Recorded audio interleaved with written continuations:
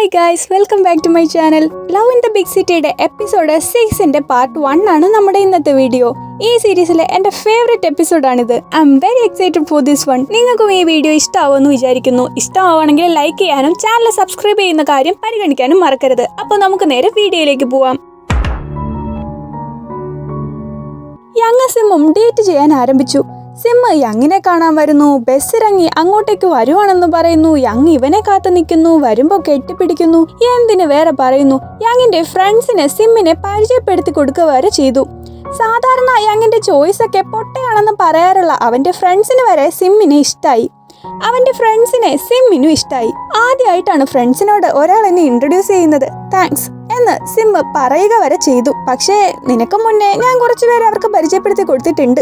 ഇത് കേട്ട് സിമ്മിന് മുഖം കോടിച്ചു. പക്ഷേ അവരിത്രയും കംഫർട്ടബിൾ ആയിട്ടിരിക്കുന്നത് നിന്റെ കൂടെയാണ്. നീ പാവായോണ്ട് അവരും മര്യാദയ്ക്ക് നിന്നത്. ഞാൻ മുന്നേ പരിചയപ്പെടുത്തി കൊടുത്തവരൊക്കെ അവന്മാർക്ക് പേടി സ്വപ്നം പോലെ ആയിരുന്നു. ഇത് കേട്ട് സിമ്മിന് സന്തോഷായി. യങ് പുതിയൊരു ജോലിക്ക് ട്രൈ ചെയ്യുന്നുണ്ട്. പക്ഷെ ഈ കാര്യം അവൻ ഫ്രണ്ട്സിനോട് പറഞ്ഞിട്ടില്ല. അതിന്റെ റീസൺ എന്താന്ന് സിമ്മു ചോദിച്ചു. യങ്ങിന് ഒരു ഫിസിക്കൽ ടെസ്റ്റ് കൂടെ പാസ്സാവാനുണ്ട്.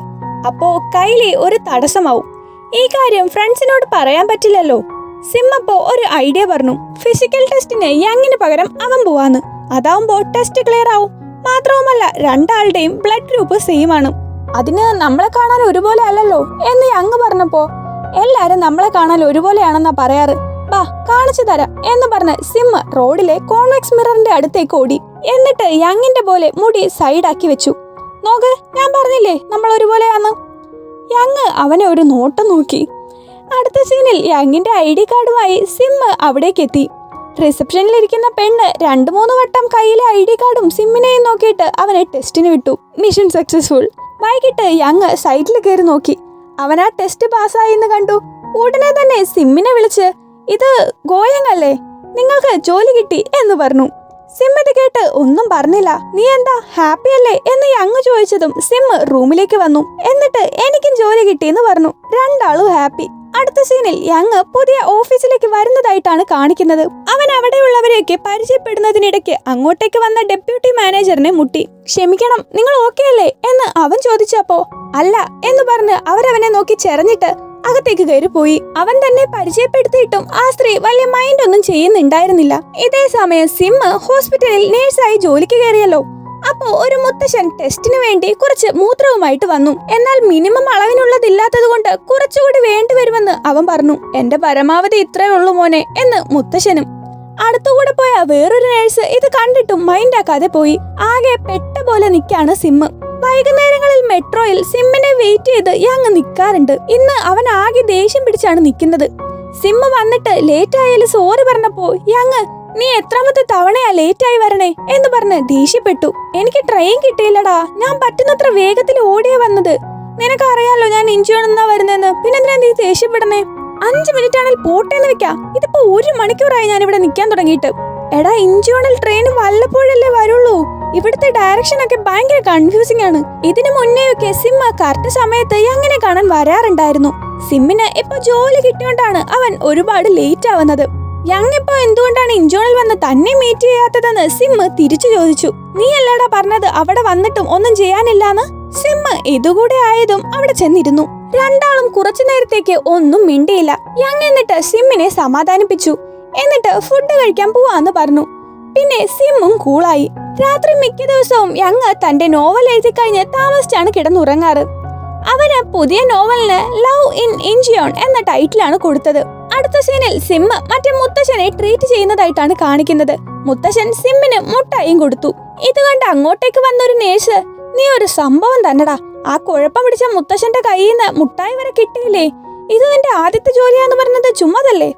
ഇത് കേട്ട് ചിരിച്ചോണ്ട്, ഇതെന്റെ ആദ്യത്തെ ജോലിയാണെന്ന് സിമ്മ് പറഞ്ഞു. കൊള്ളാടാ കൊള്ളാം, നീ നന്നായിട്ട് ചെയ്യുന്നുണ്ട് എന്ന് പറഞ്ഞ് ലവൻ പോയി. ഇത് കേട്ട് സിമ്മിന് അഭിമാനം തോന്നി. ഇതേ സമയം ഓഫീസിൽ ബോസിന്റെ അടുത്തുനിന്ന് ചീത്ത കേൾക്കുവാണ് യങ്. ഇതാണോ നിന്റെ ബെസ്റ്റ് വർക്ക്? ഞാൻ വിചാരിച്ചത് നിന്റെ വർക്ക് ഇതിലും നന്നാവുമെന്നാ. ഇതാണ് എന്റെ ബെസ്റ്റ്. പിന്നെ നിങ്ങൾ വിചാരിച്ചെന്റെ പ്രശ്നമാണ് മറ്റേത്. ബോസ് ഇവന്റെ മറുപടി കേട്ട് ചിരിച്ച് പൊക്കോ പൊക്കോ എന്ന് ആക്ഷൻ കാട്ടി.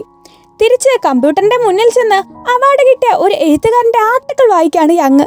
അവന് റൈറ്റിംഗ് കഴിഞ്ഞിട്ടേ ഉള്ളൂ മറ്റെന്തും. രാത്രി രണ്ടാളും ഒരുമിച്ച് ഫുഡ് കഴിക്കുന്നതായിട്ട് കാണിക്കുന്നുണ്ട്. അപ്പോ സിമ്മ് നീ കഴിച്ചെങ്കിലേ നമുക്ക് ഇറങ്ങാം, എനിക്ക് വർക്കിന് പോവാനുണ്ട് എന്ന് പറഞ്ഞു. സിമ്മ് ബാറിലെ ജോലി നിർത്തുന്നില്ലെന്ന് യങ് ചോദിക്കുമ്പോ അവൻ പൈസ സേവ് ചെയ്യാൻ പോവാണ്, സോ ബാറിലെ പണിക്കുറ്റ ചെയ്യുന്നില്ല എന്ന് പറഞ്ഞു.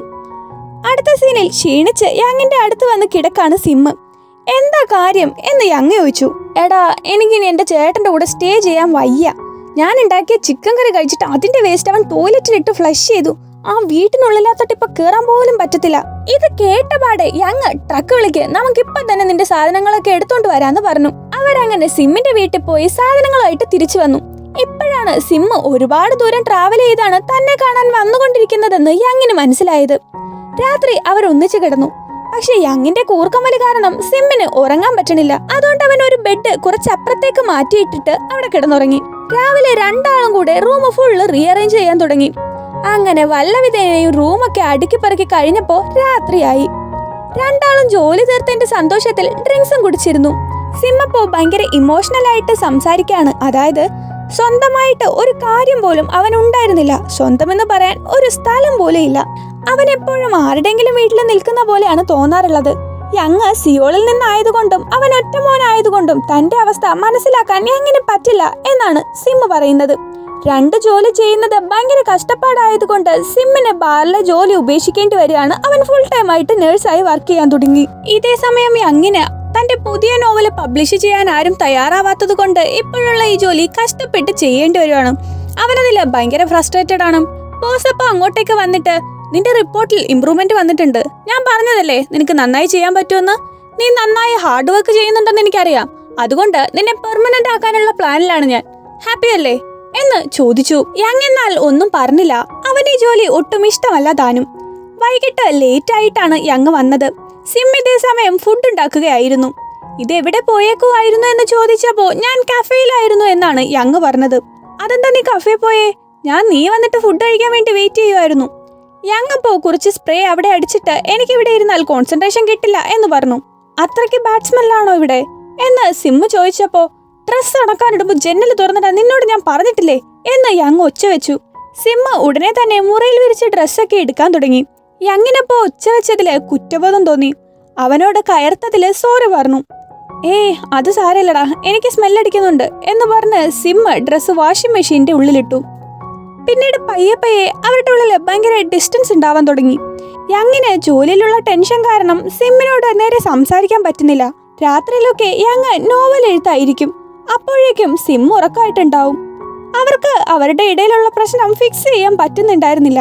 യങ് ഒരിക്കൽ കഫേയിലിരുന്ന് നോവൽ എഴുതുകയായിരുന്നു. അപ്പോ സിം അവിടേക്ക് വന്നു. വീക്കെൻഡിലെങ്കിലും കുറച്ച് റെസ്റ്റ് എടുക്കടാ, ഇങ്ങനെ ഇരുന്ന് നോവൽ എഴുതാതെ കുറച്ചു സമയം എന്റെ കൂടെ സ്പെൻഡ് ചെയ്തൂടെ എന്ന് സിമ്മ് ചോദിച്ചു. നമ്മൾ എല്ലാ ദിവസവും ഒന്നിച്ചല്ലേ എന്ന് യങ്ങും. ഒരുമിച്ച് താമസിച്ചെന്ന് വെച്ച് നമ്മളിപ്പോ പഴയ പോലെ ഒന്നിച്ചൊന്നും ചെയ്യാറില്ലല്ലോ. സിമ്മിന്റെ ഈ ചോദ്യത്തിന് യങ്ങിനൊന്നും പറയാനുണ്ടായിരുന്നില്ല. അവൻ തന്റെ റൈറ്റിംഗിൽ തന്നെ കോൺസെൻട്രേറ്റ് ചെയ്തുകൊണ്ടിരുന്നു. ഇത് കേട്ട് സിം എണീറ്റതും, നീ ഞാനും ഡിഫറെന്റ് ആണ്, നീ നിനക്ക് ഇഷ്ടമുള്ള പണിയാ ചെയ്യുന്നത്, ഞാൻ അങ്ങനല്ല എന്ന് യങ് പറഞ്ഞു.